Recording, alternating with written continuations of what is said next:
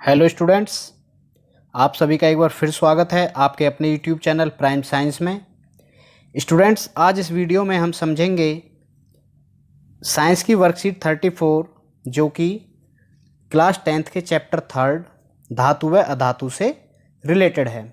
Students, आज इस video में हमारा मेन टॉपिक है आयनिक आबंध व आयनिक यौगिक।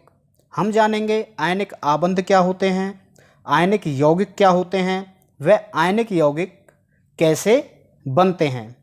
स्टूडेंट्स, यदि आपने अभी तक हमारे इस YouTube चैनल प्राइम साइंस को सब्सक्राइब नहीं किया है तो प्लीज़ हमारे इस YouTube चैनल प्राइम साइंस को सब्सक्राइब कर लें। आइए समझते हैं आयनिक आबंध। स्टूडेंट्स, आइए सबसे पहले समझते हैं आयनिक यौगिक किसे कहते हैं। बच्चों, आज का ये टॉपिक बहुत आसान और बहुत इंटरेस्टिंग है। इसको आप ध्यान से समझिए। बहुत सिंपल टॉपिक है, लेकिन आप एक बार ध्यान से समझिए और समझने के बाद एक बार प्रैक्टिस ज़रूर करना। आप कभी भी इस टॉपिक को नहीं भूलेंगे। आइए एक बार समझते हैं आयनिक यौगिक। आयनिक यौगिक आयनों से ही बने होते हैं। ऐसे यौगिक जो केवल आयनों से बनते हैं उनको हम आयनिक यौगिक कहते हैं। ये आयन क्या होते हैं बच्चों? आयन हम परमाणु को ही आयन कहते हैं। थोड़ा सा फर्क होता है परमाणु में और आयन में। आइए समझते हैं वो फर्क क्या है। जब कोई परमाणु इलेक्ट्रॉनों को ग्रहण करता है या उनका त्याग करता है तो उन पर धनावेश या ऋणावेश डेवलप हो जाता है। उन परमाणु पर या तो धनावेश आ जाता है या ऋणावेश आ जाता है। ऐसे परमाणु जिन पर धनावेश आ जाए या ऋणावेश डेवलप हो जाए उसे हम आयन कहते हैं। धातु जो होते हैं बच्चों, उनकी प्रकृति इलेक्ट्रॉन को डोनेट करने की होती है। जब किसी भी रासायनिक क्रिया में वो भाग लेते हैं तो वो अपने एक्स्ट्रा इलेक्ट्रॉन्स को डोनेट कर देते हैं। धातु कभी भी इलेक्ट्रॉन्स को ग्रहण नहीं करते हैं। और इस तरह से जब धातु अपने इलेक्ट्रॉन्स को डोनेट कर देते हैं तो वह धन आयन बनाते हैं। उनके ऊपर एक धन आवेश डेवलप हो जाता है जिसके कारण उनसे बनने वाले आयन धनायन कहलाते हैं। जबकि यदि हम इसके दूसरी साइड देखें तो जो अधातु हैं वो हमेशा ही किसी रासायनिक क्रिया में इलेक्ट्रॉनों का ग्रहण करते हैं। अभी हम आगे एग्जाम्पल से भी इसको डिटेल में समझेंगे। एक बार पढ़ लेते हैं, उसके बाद एग्जाम्पल से समझेंगे। जब अधातु इलेक्ट्रॉनों को ग्रहण करते हैं तो इनके ऊपर एक ऋण आवेश आ जाता है, क्योंकि इलेक्ट्रॉन तो ऋण आवेश डेवलप करता है। तो जब ये इलेक्ट्रॉनों को ग्रहण करते हैं तो इनके ऊपर ऋण आवेश आ जाता है और इस कंडीशन में जो आयन बनता है वह ऋणायन कहलाता है। बच्चों, यदि हम दूसरी एक सिंपल भाषा में कहना चाहें तो आयनिक यौगिक वे यौगिक है जिनमें आयनिक आबंध के द्वारा तत्व या आयंस जुड़े होते हैं। अब हम समझेंगे आयनिक आबंध क्या होते हैं। अभी हम आगे पढ़ेंगे आयनिक आबंध क्या हैं। अच्छा बच्चों, हमने जब 9th क्लास में पढ़ा था कि कोई भी तत्व अपने ऑक्टेट को, अपने अष्टक को पूरा करना चाहता है, जिसके कारण ही वह अभिक्रिया करता है ताकि वह अपने आप को स्थिर कर सके, अपने आप को स्थिर कर सके, अपने अष्टक को पूरा कर सके। इसी कारण जो धातुएं हैं वह इलेक्ट्रॉनों का त्याग करती हैं और अधातुएं अपने अष्टक को पूरा करने के लिए इलेक्ट्रॉनों को ग्रहण करती हैं। इसी के कारण ही धातुओं और अधातुओं में रासायनिक अभिक्रिया भी संभव हो पाती है। अदरवाइज जो उत्कृष्ट गैसें हैं उनके जो अष्टक पूरे होते हैं उनको ना तो इलेक्ट्रॉन लेने की आवश्यकता होती है ना ही इलेक्ट्रॉन देने की आवश्यकता होती है, तो वो किसी के साथ क्रिया नहीं करती। यदि धातुओं और अधातुओं में भी ऐसा होता तो ये भी किसी के साथ क्रिया नहीं करते। धातु और अधातु आमतौर पर आयनिक यौगिक बनाने के लिए ही अभिक्रिया करते हैं। स्टूडेंट्स, अब हम जानते हैं आयनिक यौगिकों का निर्माण कैसे होता है। यही हम धनायन ऋणायन के बारे में भी समझेंगे और आयनिक आबंध के बारे में भी समझ जाएंगे कि आयनिक आबंध क्या होते हैं। स्टूडेंट्स, जब एक परमाणु दूसरे परमाणु में इलेक्ट्रॉनों के स्थानांतरण द्वारा निर्मित रासायनिक आबंध को आयनिक आबंध के नाम से जाना जाता है। जब जैसे सोडियम है, सोडियम धातु है और धातु अपना एक इलेक्ट्रॉन क्लोरीन को देगा, इस कारण इन दोनों के बीच में एक बल डेवलप हो जाएगा, एक बल जो इन दोनों को आगे चल के सोडियम और क्लोरीन को आपस में जोड़ के रखेगा। उसी बल को हम आयनिक आबंध कहते हैं। देखिए अब यहाँ समझते हैं कि इसका निर्माण होता कैसे है, कैसे रिएक्शन हुई। जो सोडियम है, सोडियम के पास 11 इलेक्ट्रॉन होते हैं, पहली सेल में 2, दूसरी में 8 और तीसरी में 1, जबकि क्लोरीन के पास 2, 8 और सबसे बाहरी में 7 इलेक्ट्रॉन होते हैं। अष्टक नियम कहता है कि सोडियम को या तो अभी अब इसे पूरा करने के लिए कम से कम 7 इलेक्ट्रॉन और चाहिए या फिर अपने इस एक को भी डोनेट कर दें।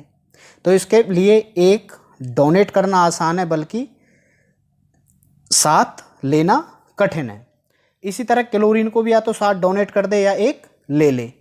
तो यहाँ क्या करता है, जब सोडियम और क्लोरीन की आपस में रिएक्शन होती है तो यह सोडियम उस रिएक्शन में अपना एक इलेक्ट्रॉन डोनेट करता है और क्लोरीन उस इलेक्ट्रॉन को प्राप्त कर लेता है, जिससे इसका भी अष्टक कंप्लीट हो जाता है और इसका भी अष्टक कंप्लीट हो जाता है। लेकिन जो यहाँ सोडियम एटम था वह यहाँ सोडियम आयन बन गया। आप देखो यहाँ केवल Na लिखा हुआ है, यहाँ Na पॉजिटिव है। ये प्लस इसलिए लगा है क्योंकि इसके पास जो 11 इलेक्ट्रॉन थे अब वो केवल 10 रह गए हैं और प्रोटॉन इसके पास 11 हैं अभी भी।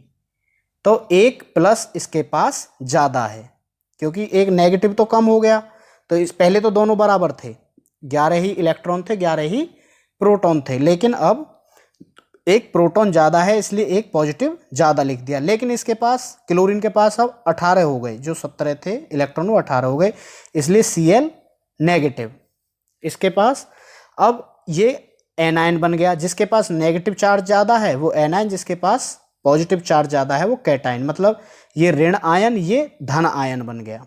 और इनके बीच में जो एक बल लगा, हम जो नमक देखते हैं उसमें हम कहीं ये तो देखते नहीं है सोडियम कहाँ क्लोरीन कहाँ, हमें तो वाइटिश पाउडर दिखता है पूरा का पूरा, क्योंकि इनके बीच में एक आबंध है, एक बल है जो सोडियम और क्लोरीन को एक साथ चिपकाए रखता है, एक साथ जोड़े रखता है। उसी आबंध को हम आयनिक आबंध कहते हैं। या सिंपल कह सकते हैं कि आयनों के बीच में लगने वाले बल को या आयनों के बीच में जो आबंध होता है उसे हम आयनिक आबंध कहते हैं। तो स्टूडेंट्स यहाँ तो आप समझ चुके होंगे कि सोडियम क्लोराइड का निर्माण कैसे होता है। आइए एक और एग्जाम्पल देख लेते हैं, मैग्नीशियम क्लोराइड। देखिए बच्चों, मैग्नीशियम क्लोराइड भी एक आयनिक यौगिक ही है, क्योंकि इसमें भी एक मैग्नीशियम और एक क्लोराइड आयन होते हैं, जिसके कारण यह भी एक आयनिक यौगिक कहलाता है।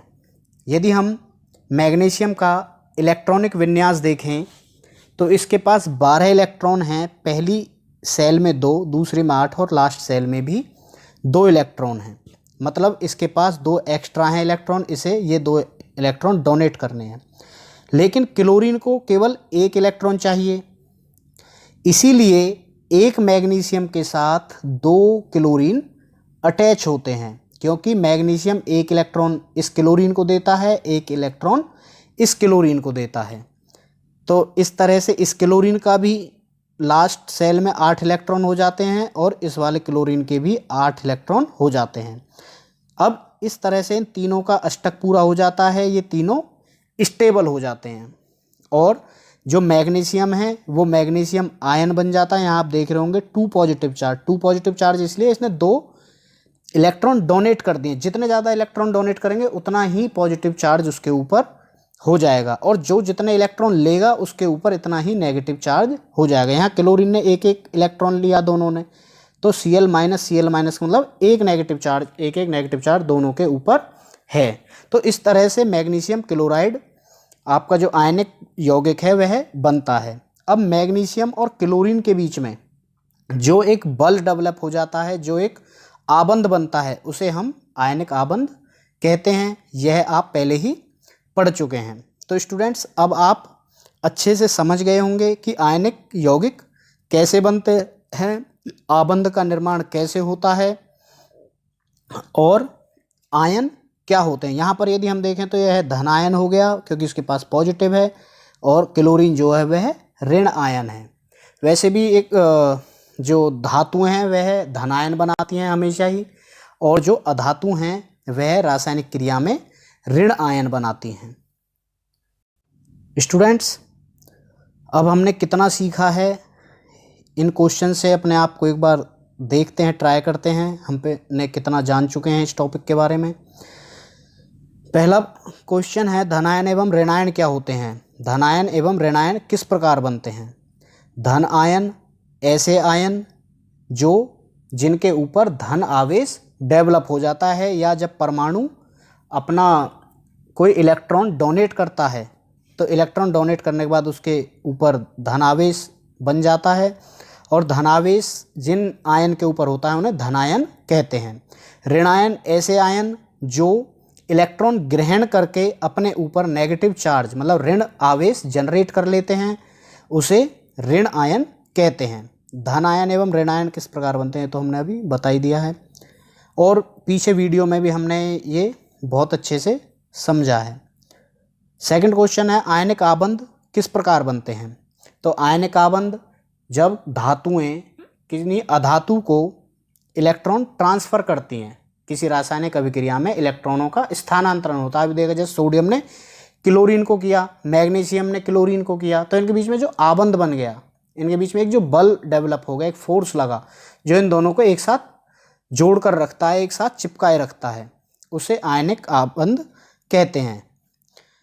थर्ड है, परमाणु इलेक्ट्रॉनों को ग्रहण एवं उनको त्याग क्यों करते हैं। वही अपने अष्टक को पूरा करने के लिए, अपने परमाणु को स्टेबल करने के लिए। क्योंकि देखो जो परमाणु हैं, परमाणु की जो स्टेबल फॉर्म है वो आयन ही है। परमाणु अपनी अवस्था में केवल कुछ परमाणु हैं जो उत्कृष्ट गैसें हैं, जो नोबल गैसें हैं, एक्रिय गैस जिसे हम कहते हैं, जैसे हीलियम।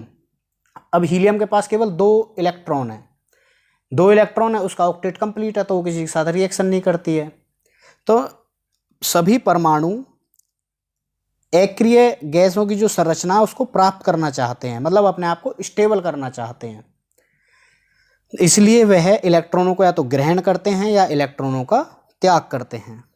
इस कथन को स्पष्ट कीजिए। चौथा क्वेश्चन है, क्या कैल्शियम ऑक्साइड एक आयनिक यौगिक है। आइए एक बार देखते हैं।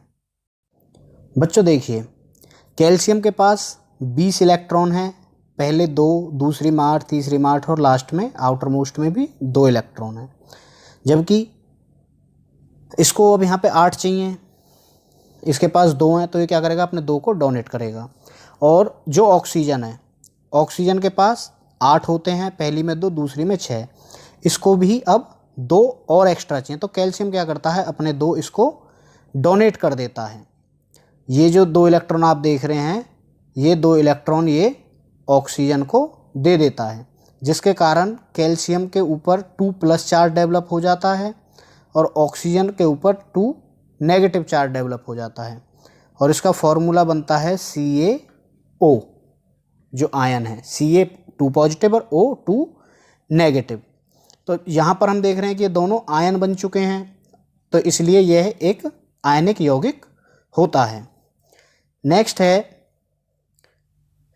इलेक्ट्रॉन स्थानांतरण द्वारा सोडियम क्लोराइड के निर्माण की व्याख्या कीजिए। स्टूडेंट्स, शायद मुझे नहीं लगता कि किसी भी बच्चे ने जिसने ये वीडियो देखा है अच्छे से और समझा है, उसे यह 5वां क्वेश्चन करने में कोई परेशानी होगी। फिर भी यदि कोई परेशानी है तो एक बार वीडियो को दोबारा देख लें, उसमें आसानी से आप इस क्वेश्चन का आंसर दे पाएंगे। स्टूडेंट्स, यदि इस वीडियो से संबंधित आपको और भी कुछ जानकारी लेनी है या कोई आपके पास क्वेश्चंस हैं तो आप हमें कमेंट बॉक्स में लिखें, हम उनका ज़रूर आपको जवाब देंगे। और स्टूडेंट्स, यदि यह वीडियो आपको पसंद है, आपको लगता है कि हाँ इससे हमारे समझ में आया है, तो इस वीडियो को लाइक करें, अपने क्लासमेट्स के साथ शेयर करें और हमारे इस YouTube चैनल प्राइम साइंस को सब्सक्राइब कर लें। Thank you.